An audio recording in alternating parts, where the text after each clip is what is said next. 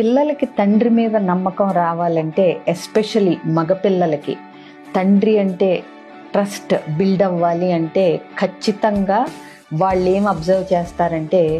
పిల్లల జీవితంలో అతి ముఖ్యమైన వ్యక్తి అయిన వాళ్ళ అమ్మని వాళ్ళ నాన్న ఎలా ట్రీట్ చేస్తున్నాడు అన్న దాన్ని బట్టి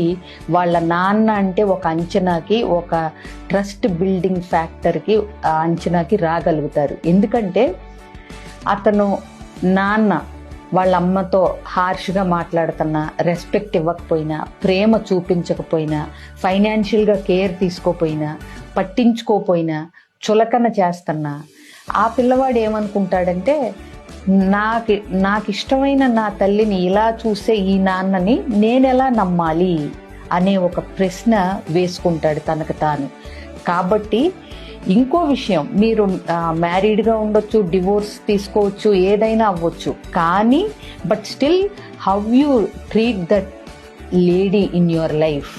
మీరు ఆమెని, మీ భార్య స్థానంలో ఉన్న ఆమెని మీరు ఎలా చూస్తున్నారు అనే దాన్ని బట్టి మీ కొడుకు మీ మీద ఒక అంచనాకు వస్తాడు. ఇంకా పైగా అతని జీవితంలో ముఖ్యమైన తల్లిని అతను గౌరవించాలన్నా అది మీరు చూపించే